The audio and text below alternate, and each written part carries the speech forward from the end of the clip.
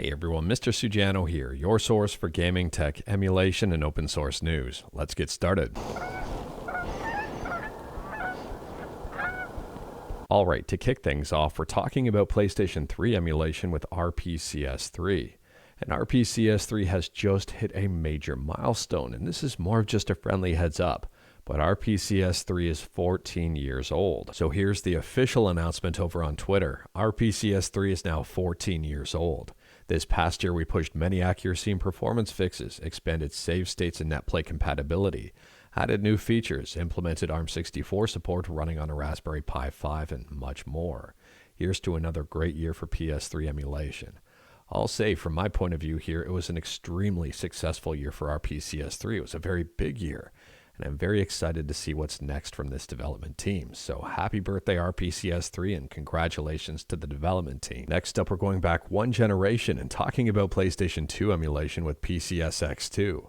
And PCSX2 got an update here, a small one, but one you might be interested in if you play WWE. Now, I'm not certain if this will affect other games and improve them, but there at least is an improvement here for WWE SmackDown vs. Raw 2006. Here is the before, I guess, and, well, here is the after. Let me know your thoughts about that one. Next up, we're talking about Linux gaming, Doom the Dark Ages, and Denuvo. Now, we've talked about this issue in the past. It's not a new issue with Linux gaming and Denuvo, when Denuvo limits the amount of machines you can install a game on. Normally, it's 5 machines, and if you're using Proton and changing Proton versions, it can lock you out for like 24 hours. It's very easy to do. Some people have been reporting that there's been changes to Doom the Dark Ages and Denuvo to effectively block Linux users. And I would say that's a bit of misinformation overall. Based on my understanding of the situation, I think some people may be unintentionally locking themselves out of the game by using the bleeding edge version of Proton Experimental. I mean, Proton gets updated quite a bit. There is a chance that Proton gets updated more than 5 times in a day, which would lock someone out because every time it's updating, they're getting a new version of it. So my advice here would be just to use the latest version of Proton, the latest version of Proton GE, or just Proton Experimental in general. Chances are it's not going to get updated more than 5 times in a day, and you should be okay. I'm not defending Denuvo on this one at all. I don't like this practice. I don't really like how Denuvo is doing this. But at the same time, there's ways to manage things to make things a little bit easier. And continuing to talk about Linux stuff and also Windows and Mac OS. Next up, we're talking about Heroic Games Launcher. Now, Heroic is an open source game launcher for Windows, Linux, and Mac OS. It supports launching games from Epic, also GOG, and Amazon. And it just got a brand new update. So at the time of filming, the latest release for Heroic is version 2.17.0 Frankie. And with this update, there's a bunch of bug fixes and brand new features. They say here there's a new game page design. For Mac OS, they've added a button to automate Windows Steam installation. It adds a setting to download Proton versions directly to the Steam compatibility folder. It's now possible to select an image file on the sideload dialog. And they've updated Electron to the latest version here, version 36.2.1.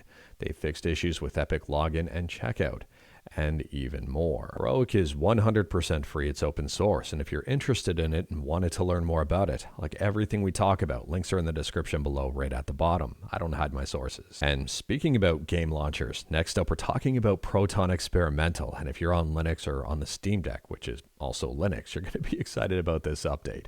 So Proton Experimental just got a brand new update. For now playable, they've got Stardust Skate, Star Ocean the Divine Force, and Champions of Anteria. There's a whole bunch of fixes for a whole bunch of different games, including Black Desert and Dead Island 2 and even more. And this point here is very interesting. They've enabled Xalia. Subscribe to Mr. Sujano. I'm not quite sure on how to pronounce that one. If you know, let me know in the comments below. But anyways, here it enables it by default instead of only for selected titles. It should work with most launchers using built-in Win32 controls, and I would say this is pretty huge. So for those who may not be aware, Xalia is a program that provides a gamepad UI for traditional desktop applications.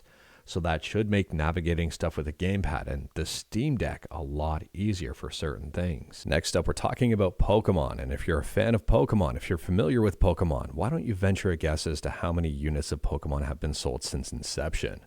And this is more of just a friendly heads up, so feel free to say it out loud, maybe keep it in your head or even just put it in the comments. but take a guess on how many copies of Pokemon have been sold over the years. So My Nintendo News is reporting that Pokemon has sold over 489 million software units worldwide. And I would say that's a pretty big number, but not unsurprising given the fact that Pokemon has been a global phenomenon for years. Next up, we're talking about Fallout and Tim Kaine. And Tim Kaine's latest video here has generated quite a bit of chatter online. It's titled Challenges Making a Fallout Remaster. In that video, he goes over quite a bit of information here, but essentially making a Fallout remaster is going to be damn near impossible. And it's going to be very challenging for a number of different reasons. One, the source code, I guess, is gone.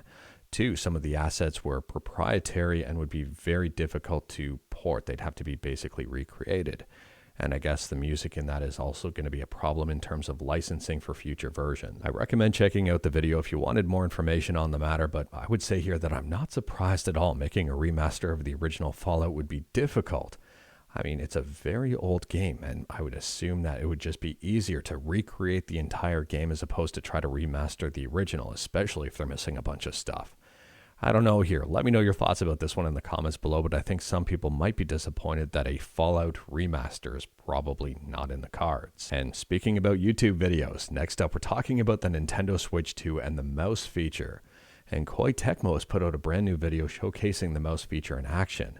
And it seems that the Switch 2 will work with standard USB mice. Now, I'm kind of surprised about this one and also kind of not surprised at the exact same time. I mean, using a mouse in a game is not a groundbreaking feature. Using a mouse on a Switch 2 shouldn't be a groundbreaking feature. It shouldn't really be celebrated in my opinion. But I am kind of surprised that Nintendo is enabling this and did not block it. Using a standard USB mouse on the Switch 2 I think is going to be a very good feature that draws in a lot of people. I also think you can use any USB camera in the Switch 2. I could be wrong about that one though. But let me know your thoughts about this one in the comments below if this would open more doors for you and more interest for you in picking up a Switch 2. And speaking about picking stuff up, next up we're talking about smartphones. If you're in the States and you're in the market for a smartphone, maybe later on this year, things might get more expensive for you. They might not. But it's being reported here that Donald Trump is going to be putting a 25% tariff on all smartphones not made in the States. That includes Apple and Android. There is no brand here that I think is going to be exempt from this. And the tariff is reported to go into effect at the end of June. I think the wild card in all of this is how much of the tariff are the companies going to eat? Are they going to eat 100% of it? Are they going to eat a portion of it? Or are they going to pass the full thing off to consumers? And I've seen a lot of differences in terms of what companies are willing to do here. Just overall in general, I've seen a lot of different reports. For example, Retroid, the handheld maker, eats a lot of the tariff. There are other companies out there that just stop shipments altogether. And there are some that pass 100% of tariffs to the consumer. We'll have to wait and see on this one. And speaking about upcoming hardware, next up we're talking about the Intel Arc B770. Now, we've talked about this one in the past, actually very recently when it was teased at Computex 2025. Or wasn't really teased, it was more of just the social media accounts saying stay tuned when people were asking about a B770.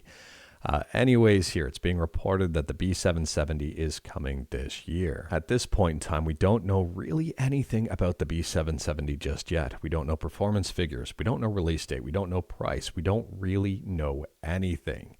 We're going to have to wait and see on this one. I'm assuming if Intel is cooking up a B770 here that they're going to be releasing information very shortly. Or information will be conveniently leaked. Next up, we're talking about an FPS you may be familiar with, you may not. But Outrigger is now online again. It was offline for a very long period of time and has been brought back online thanks to Flying Head and Shuouma DC. I might have mispronounced that. If you are interested in seeing this game, I do recommend checking out the YouTube video, which I'll leave a link to in the description below, because it showcases a whole lot about this. You may remember this one, you may not. I have very fond memories of this one and also a lot of funny memories about this game. I'm very happy to see that it's brought back online, and I'm curious to see what the online play is going to be like. But if you wanted an early look, feel free to check out the video. Now, it's worth mentioning, I haven't checked out this online version yet, but at the same time here in the description of that video, there is a connection guide to help people out. Next up, we're talking about the upcoming Google Pixel 10, and if you're interested in the phone and wanted to see it in action, kind of, 9 to 5 Google here has an interesting article that appears to be some images from an ad that's currently being filmed. And the Google Pixel 10 is there in all of its glory. It looks really similar to a Google Pixel 9. Next, we're talking about Square Enix and Dragon Quest III HD 2D Remake and Denuvo. And if you're a fan of Dragon Quest III HD 2D Remake, but you were waiting for Denuvo to be removed before you picked it up, well, now I've got some good news for you. Denuvo has been removed from this game. And last up here, we're talking about bricking consoles and Nintendo and the Switch 2. So recently we talked about how Nintendo changed their EULA, and at a high level here it seems that they now want to be able to brick your console if they determine you're not doing something that they agree with to it. And it turns out that breaking consoles may be legally okay from Nintendo. There's an article over on Ars Technica that I recommend checking out, and like everything we talk about, links are in the description below right at the bottom. It's titled, Why Console Makers Can Legally Brick Your Game Console. If the ability to brick a console is there, someone will want to see how it goes. And they talk about Sony, they talk about Nintendo. There is a lot of information in here. For example, there is similar language for the PS5 EULA and also the PS4 and PS3. Now, I've seen a lot of debate online on whether or not it's ethical or legal to be able to brick someone's console hardware that they had purchased.